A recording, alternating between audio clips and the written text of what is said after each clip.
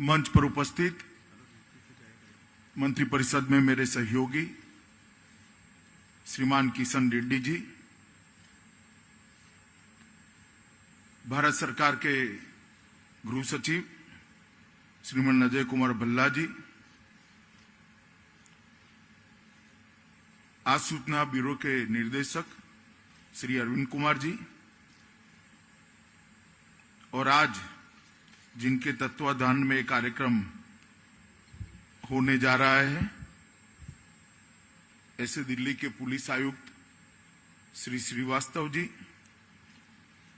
यहां उपस्थित दिल्ली पुलिस के सभी अधिकारीगण, अलग अलग रैंक के सभी पुलिसकर्मी भाइयों बहनों, और वर्चुअल तरीके से 60 से ज्यादा जगहों पर इस कार्यक्रम को देख रहे दिल्ली पुलिस को सम्मान दिलाने वाले सभी जवानों को मैं मकर संक्रांति की बहुत बहुत शुभकामनाएं देकर मेरी बात की शुरुआत करना चाहता हूं।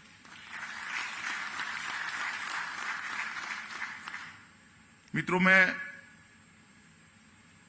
दिल्ली पुलिस के 73वें स्थापना दिन की परेड में आया था फरवरी 2020 में,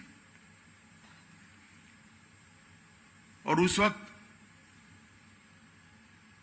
वैसे ही मैंने तो कहा था, कोई मैं ज्योतिषी नहीं हूं,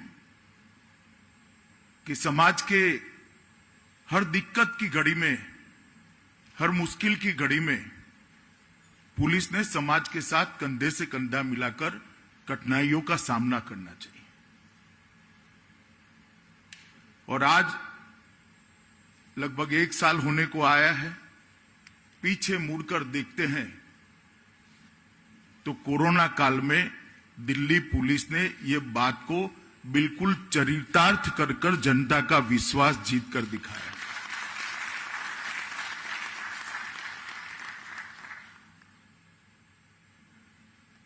देश के पहले गृहमंत्री सरदार पटेल का एक वाक्य हम सब के लिए हमेशा प्रेरणा का स्रोत रहना चाहिए।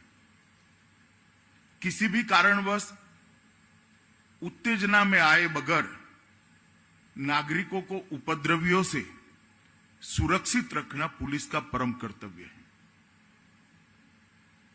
2020 का साल पूरी दुनिया के लिए अनेक चुनौतियां लेकर आया, भारत के लिए भी लाया और दिल्ली के क्षेत्र के लिए भी लाया। मगर मुझे कहते हुए बहुत संतोष और गर्व दोनों हो रहा है कि चुनौतीपूर्ण वर्ष में दिल्ली पुलिस अपनी सभी परीक्षाएं जितनी भी ईश्वर ने भेजी, इसमें सर्वोत्तम गुण के साथ उत्तीर्ण होकर जनता के साथ खड़ी है। चाहे उत्तर पूर्वी दिल्ली के दंगे हो, चाहे लॉकडाउन हो, लॉकडाउन खोलने की प्रक्रिया हो, प्रवासी मजदूरों को अपने वतन में वापस जाने के लिए एक साथ सबने जो प्रयास किया, इसकी चुनौती खड़ी हुई, वो चुनौती हो, यह अभी किसान आंदोलन चल रहा है, इसमें भी शांतिपूर्ण तरीके से आंदोलन के साथ, आंदोलनकारियों के साथ चर्चा कर समन्वय स्थापित करना हो। ये हर चुनौती का सामना दिल्ली पुलिस ने बखूबी किया है, और मैं इसलिए पुलिस आयुक्त श्रीवास्तव के नेतृत्व में जो दिल्ली पुलिस के अंतिम कांस्टेबल तक की पूरी टीम को हृदय से बधाई और साधुवाद भी देना चाहता हूं। मित्रों, जब पुलिस की बात करते हैं तो आज तो सरकार के ढेर सारे अंग उपांगों में से एक गृह विभाग भी है, इसमें भी एक पुलिस है। मगर पौराणिक काल से जब से राज्यों की स्थापना हुई, इसका इतिहास जब हम देखते हैं तो अभी तो ढेर सारे मंत्रालय, ढेर सारे विभाग, ढेर सारे काम हमारी नजर के सामने है। वाटर सप्लाई भी होता है, सोशल वेलफेयर भी होता है, वित्त मंत्रालय भी होता है, महिला और बाल कल्याण विभाग भी होता है, आईटी भी होता है, ढेर सारे विभाग, अनगिनत क्षेत्रों में सरकार को काम करना पड़ता है। मगर जब पहली बार पृथ्वी पर राज्य के शासन की स्थापना हुई, उस वक्त एक ही विभाग था, वो कानून और व्यवस्था संभालने वाला विभाग था। तो एक दृष्टि से एडमिनिस्ट्रेटिव तरीके से सबसे पुराना अगर कोई विभाग है तो कानून और व्यवस्था संभालने वाले पुलिस का विभाग है। इसका नाम अलग अलग समय पर अलग अलग होता होगा, और इसीलिए जो एडमिनिस्ट्रेशन के जानकार लोग हैं वो मानते हैं कि किसी भी क्षेत्र में सरकार ने अच्छा परफॉर्म करना है, चाहे जीडीपी की दर को हासिल करनी है, औद्योगिक विकास को द्रुत गति देनी है, शिक्षा व्यवस्था को सुचारू रूप से आगे बढ़ाना है, महिलाओं को सुरक्षित करना है, बच्चों को सुरक्षित करना है, जंगलों को संभाल कर रखना है, अर्बन डेवलपमेंट और ग्रामीण विकास के क्षेत्रों में काम करना है, तो उसकी प्राथमिक जरूरियात है कि वो राज्य के अंदर कानून और व्यवस्था की स्थिति अच्छी हो। जब तक कानून और व्यवस्था की स्थिति अच्छी नहीं होती है, ये कुछ संभव नहीं। मैं बात आपको इसलिए कहना चाहता हूं कि बहुत सारे लोग, बहुत सारे हमारे साथी काम के बोझ में दब जाते हैं, रोजमर्रा के काम के बोझ में, तब हम कितनी बड़े काम का हिस्सा है वो हमारे दिमाग में से निकल जाता है।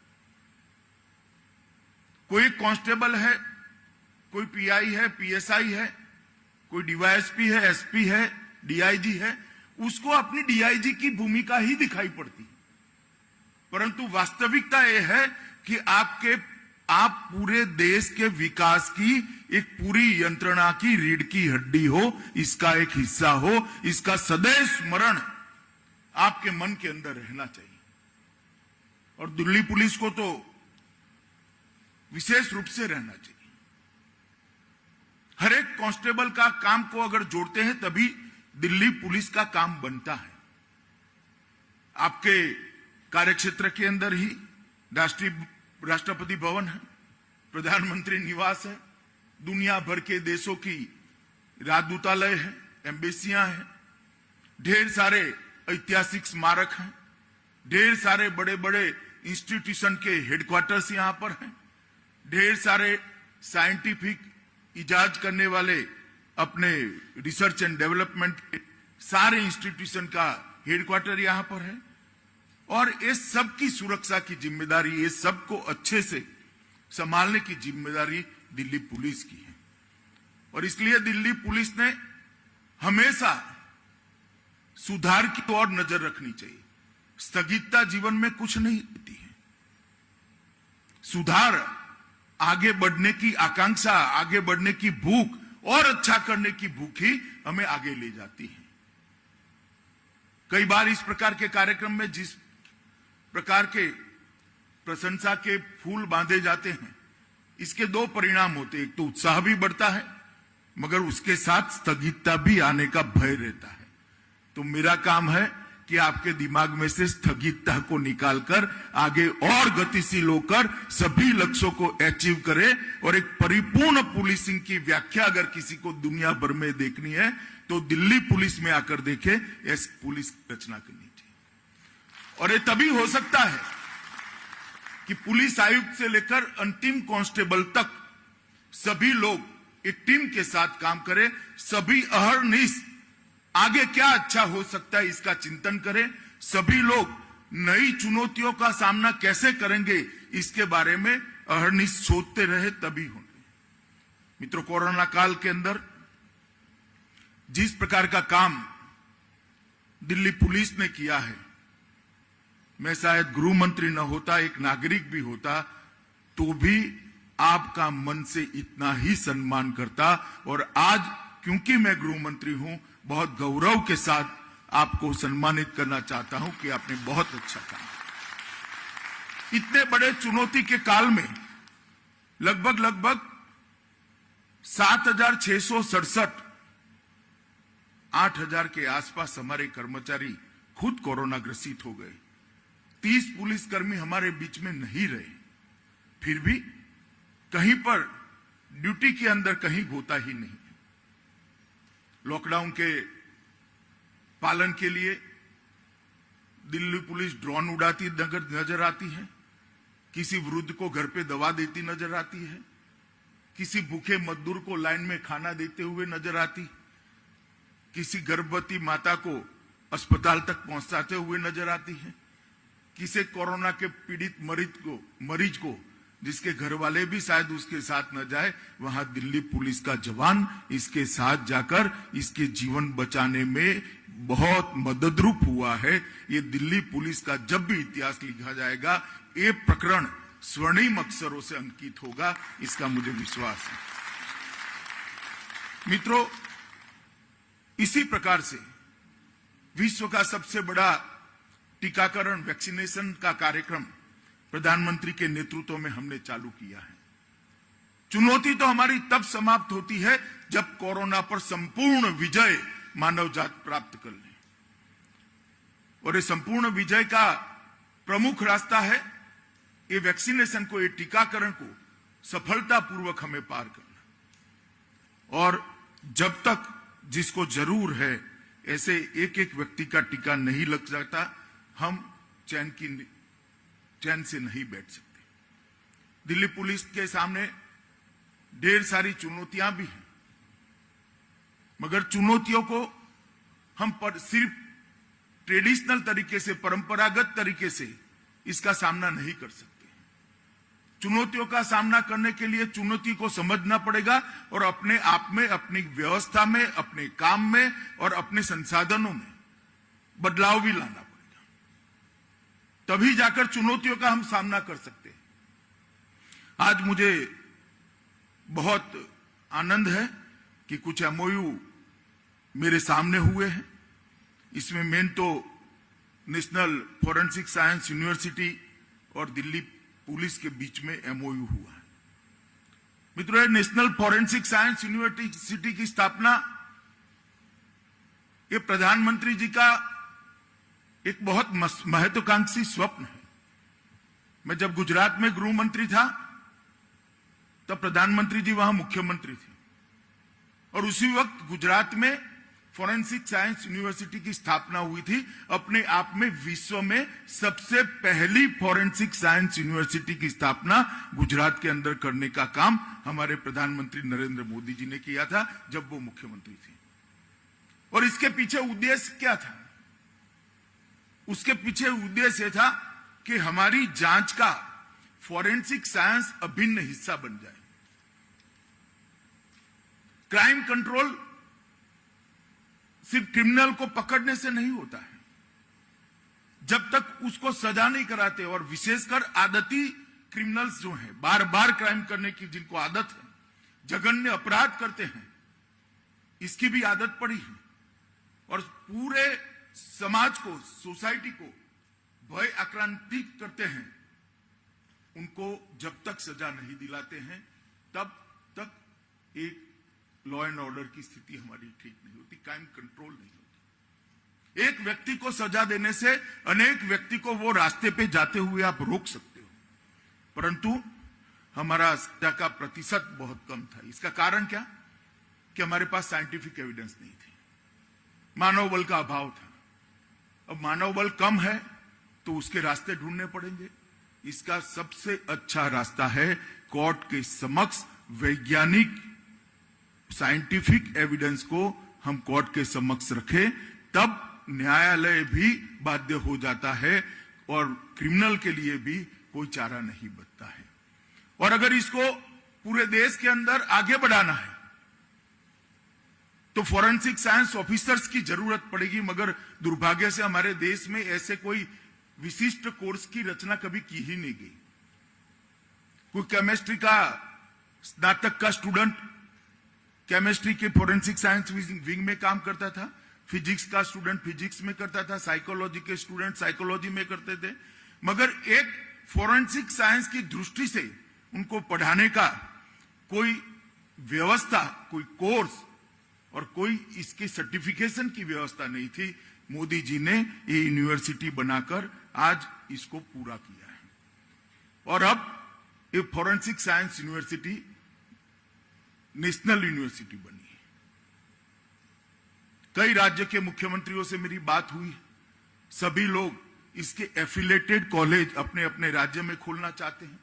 कई लोग फॉरेंसिक साइंस के अलग अलग क्षेत्रों को अपने यहां सेंटर एक्सेलेंस का सेंटर बनाना चाहते हैं। इससे देश भर के अंदर एक प्रशिक्षित मानव बल फॉरेंसिक साइंस सेंटर के फॉरेंसिक साइंस के क्षेत्र का हमें उपलब्ध होगा और तभी जाकर हम सभी जघन्य अपराधों के अंदर फॉरेंसिक साइंस एविडेंस को कानूनन कंपलसरी कर सकते हैं, क्योंकि पहले मानव बल बनाना पड़ेगा। और आज मुझे बहुत आनंद है कि दिल्ली पुलिस ने एनएफएसयू के साथ लगभग 119 फॉरेंसिक सहायक व वरिष्ठ फॉरेंसिक सहायक को दिल्ली पुलिस में शामिल करने का जो निर्णय किया है, इससे इसकी गति बढ़ेगी और जांच पड़ताल भी अच्छी होगी और सजा कराने का हमारा दर भी बढ़ा पाएंगे। इसी प्रकार से दिल्ली पुलिस और दिल्ली स्थित Indraprastha institute of information technology के बीच में एक समझौता करार हुआ है। Centre for technology in policing की स्थापना इंद्रप्रस्थ संस्था में की जाएगी और उसका मुख्य उद्देश्य पुलिसिंग में आईटी का उपयोग कर पुलिस की कार्यदर्शी पद्धति को, पुलिस की कार्यवाही को, कार्यशैली को पारदर्शी भी बनाना है और ज्यादा कुशल भी बनाना है। मैं मानता हूं कि इससे कई सारी विधाएं दिल्ली पुलिस के जवानों को उपलब्ध होगी।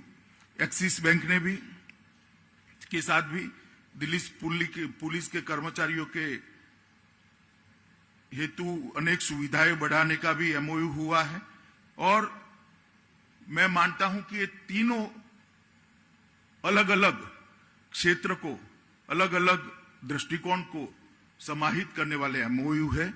मैं इसके लिए आप सभी को बहुत बहुत शुभकामनाएं देता हूं। मैंने अभी 2 नए इनिशिएटिव दिखे कि खोए हुए बच्चों को अपने परिवार के साथ मिलाने वालों को पद उन्नति दी जा रही है। मित्रों, बहुत महत्वपूर्ण है। एक पूरा जीवन अपने परिवार से बिछड़कर भटक जाए, देश का एक नागरिक अच्छे रास्ते पे चलने से अपने आप को मजबूरी से बिछड़ जाए, इस प्रकार की व्यवस्था किसी भी देश में नहीं होनी चाहिए। और मैं दिल्ली पुलिस को बधाई देना चाहता हूं कि इन्होंने जो शुरुआत करी है, वो शुरुआत निश्चित रूप से कई लोगों को प्रेरणा देगी।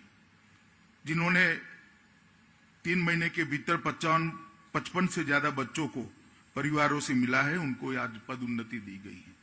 कई सारे अच्छे लॉ एंड ऑर्डर की दृष्टि से, क्राइम कंट्रोल की दृष्टि से देने वाले लोगों को, काम करने वाले लोगों को भी आज प्रमोशन दिया गया है। मुझे आनंद है कि इससे बहुत सारे लोगों को अच्छा काम करने का एक प्रेरणा भी मिलेगी और उत्साह भी बढ़ेगा। मित्रों, एक सेफ सिटी प्रोजेक्ट भारत सरकार ने दिल्ली के लिए अनुमोदित किया है। अब इसके माध्यम से पुलिसिंग की पूरी रूपावली बदलने का काम दिल्ली पुलिस का है। एक विश्व स्तरीय डेटा सेंटर जिसको अभी हमने देखा, इसके अंदर लगभग दिल्ली में 15,000 से ज्यादा कैमरों का एक जाला बुना जाएगा और वो कैमरा सीधा आपके मुख्यालय पर आपको क्राइम कंट्रोल में मदद करेंगे। इसके साथ आने वाले दिनों में सभी रेलवे स्टेशन के कैमरा भी जोड़ने वाले हैं और दिल्ली सरकार ने भी जो कैमरा लगाए उसको भी हम जोड़ेंगे और ये सभी को इकट्ठा कर क्राइम कंट्रोल की दिशा में एक सेफ सिटी बनाने में हम बहुत बड़ा योगदान कर सकते हैं। मेरा पुलिस आयुक्त से एक निवेदन भी है कि इसके लिए एक्सपर्टों को आपके साथ आप जरूर रखिए और एक्सपर्टों को साथ में रखकर एक कुशल मानव संसाधन बल यहां पर हमारा स्वतः दिल्ली पुलिस का बने, और आने वाले दिनों में वो आगे बढ़ता रहे। ERSS 112 का प्रधानमंत्री का जो निर्देश है पूरे देश के पुलिस बल को, उसको दिल्ली पुलिस ने बहुत अच्छे तरीके से कार्यान्वित किया है। लगभग रोज 6 लाख कॉल आती है और PCR भेजकर अब तक 722 से ज्यादा अपराधियों को पकड़ा गया है और ERSS का एवरेज रिस्पांस टाइम 6.27 मिनट है। वो देश में सबसे कम है। वो मेरे लिए बहुत आनंद का विषय और कई सारे क्राइम को इस सिस्टम के माध्यम से हमने समाप्त किया है। सिर्फ गाड़ियों की बात करें तो 526 से ज्यादा चोरी की हुई गाड़ियां तत्काल सूचना के कारण पकड़ी गई है। ये बहुत बड़ी बात है। छोटे छोटे फ्रॉड, जालसाजियां, जटिल साइबर अपराध हो, गृह मंत्रालय ने I4C स्कीम के तहत दिल्ली पुलिस की साइबर सेल को एक विश्व स्तरीय बनाने के लिए एक बहुत बड़े प्रयोजन को स्वीकृति दी है और मैं मानता हूं हमने ये सारी जो सुविधाएं मिलती हैं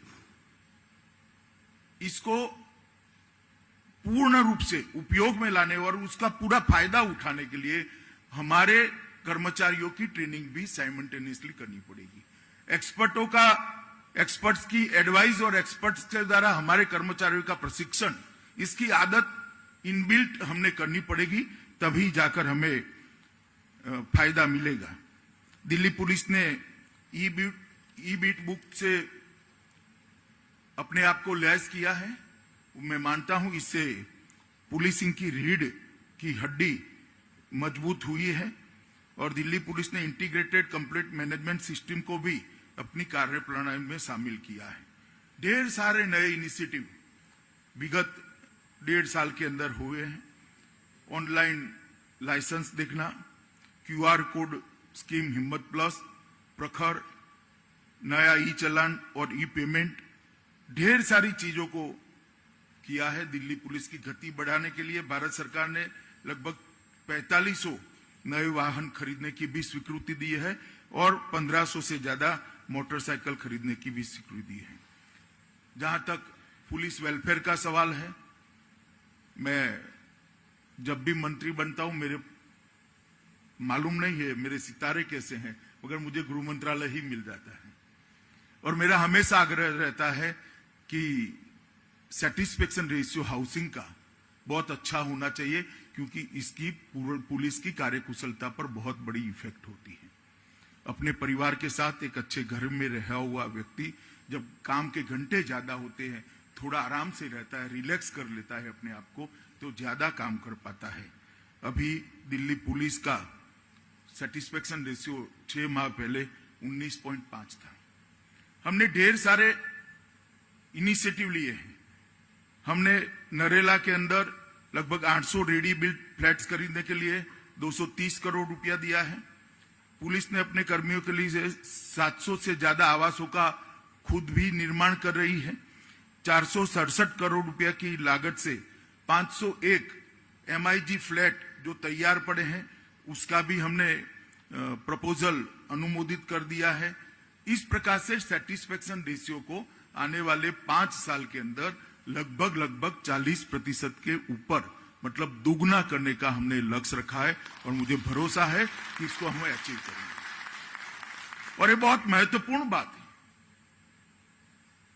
जो हमारा कांस्टेबल या हेड कांस्टेबल 24 घंटे दिन रात, कोई बड़ा त्योहार हो या प्रजासत्ताक दिन हो या स्वतंत्र दिन हो, उत्तरायण हो, होली हो, दिवाली हो, रक्षाबंधन हो, अपनी ड्यूटी पर तैनात रहता है। अगर उसके परिवार और उसके अच्छे रहने की व्यवस्था भी हम नहीं करते तो उसके साथ अन्याय है। और मेरा मानना है कि ये 40% पहुंचने के बाद हम इसमें काफी सुधार करेंगे। इसको और भी अच्छा करना चाहिए। जहां तक मेडिकल सहायता का सवाल है, इसमें भी सीपी दिल्ली को 25 लाख तक की वित्तीय शक्तियां हमने देने का काम किया है। इससे बहुत बड़ी राहत हमारे पुलिस कर्मचारियों को मिलेगी। मित्रों, ढेर सारे चुनौतियां हमारे सामने हैं। क्योंकि दिल्ली राजधानी है, आतंकवाद एक चुनौती है, ड्रग्स का व्यापार एक चुनौती है, जाली नोट का व्यापार चुनौती है, ट्रैफिक भी एक बहुत बड़ी समस्या है। ये सभी चीजों पर मैं अभी कुछ कहना नहीं चाहता। आज इसके बाद मेरी दिल्ली के पुलिस अधिकारियों के साथ अलग अलग विषयों पर मीटिंग भी है। इसमें इसका डिटेल खाका नए सिरे से नई चुनौतियों को ध्यान में रखकर तैयार करने की आज एक कवायद भी हम शुरू करने वाले हैं। ये कई दिनों तक चलेगी, परंतु आज इसकी शुरुआत होने वाली है। मेरा आप सभी से एक ही निवेदन है कि 2022 में आजादी के 75 साल पूरे होने जाएंगे। आजादी का 75 साल ये हम सब के लिए एक बहुत बड़ी बात होनी चाहिए। और दिल्ली पुलिस के हर थाने ने अपने लक्ष्य तय करने चाहिए कि 2022 में हमारे थाने के अंदर कितने कितने बिंदुओं में क्या क्या सुधार करेंगे। इसी तरह से हर डीवाईएसपी ने भी अपने कार्य क्षेत्र के अंदर लक्ष्य सिद्ध करने चाहिए। डीवाईएसपी से मेरा मतलब व्यक्ति से नहीं है, ये तो बदलते रहते हैं, मगर इंस्टीट्यूशन से, ऑफिस से है। एसपी भी करे, डीआईजी आईजी भी करे और दिल्ली पुलिस कमिश्नरेट भी करे। हर इंस्टीट्यूशन ने अपना लक्ष्य तय करना है कि हम किन किन क्षेत्रों के अंदर क्या क्या लक्ष्य सिद्ध करेंगे 2022 के पहले। और मैं मानता हूं अगर ये हम कर लेते हैं, एक बहुत आयामी और द्रुत गति से सुधार की दिशा में हम जाएंगे। और ये लक्ष्य तय करके वहां बोर्ड लगाना पर्याप्त नहीं है भी। ये लक्ष्य बनाना, तय करना, इसकी कार्य योजना बनाना, इसकी मॉनिटरिंग की व्यवस्था करना, इसकी मॉनिटरिंग के बाद चर्चा कर लक्ष्यों में परिवर्तित करना और परिवर्तित हुए लक्ष्य को 100% सिद्ध करना, यहां तक दिल्ली पुलिस ने जाना चाहिए। और मैं मानता हूं कि अगर हम सब ये कर लेते हैं तो दिल्ली पुलिस के क्लेवर को बदलने के लिए, दिल्ली पुलिस के प्रति लोगों का नजरिया बदलने के लिए, दिल्ली में क्राइम कंट्रोल करने के लिए, दिल्ली की अनेक प्रकार की राजधानी विशेष समस्या जो है इसको चुनौती के रूप में स्वीकार कर इस पर विजय प्राप्त करने के लिए हमें कोई रोक नहीं सकता। ये हर थाना अगर तय कर ले, हर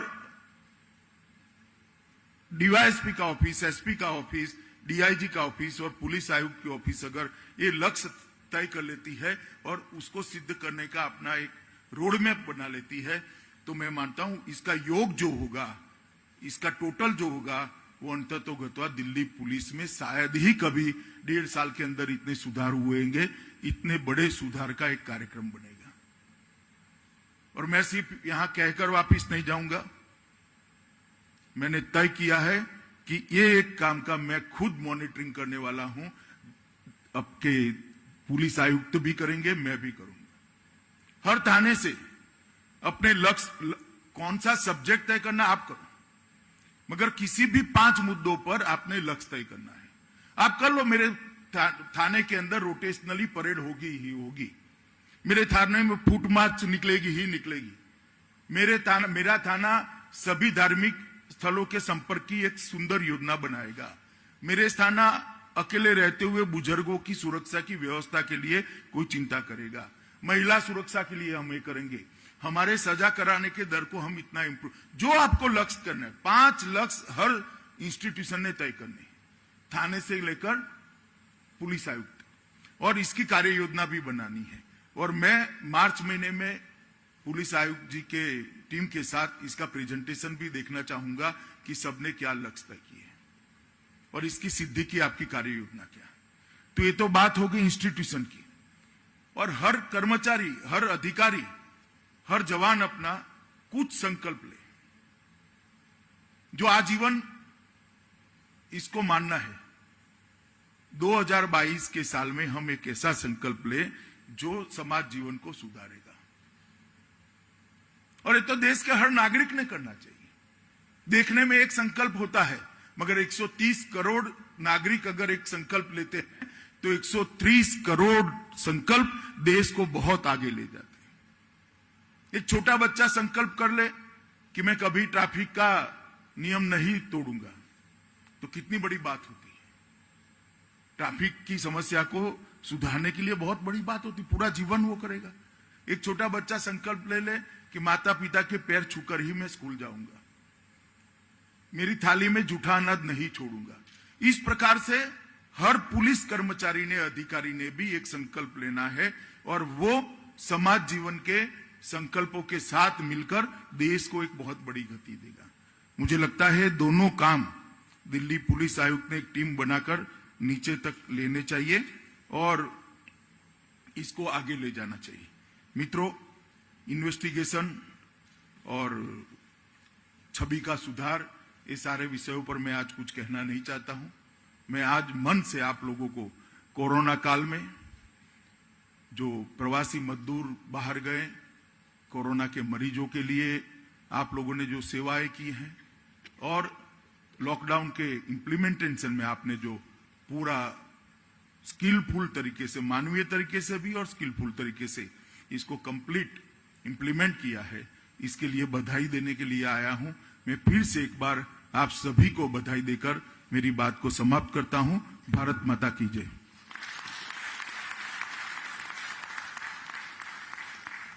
बहुत बहुत धन्यवाद माननीय गृहमंत्री जी आपके आशीर्वचनों के लिए।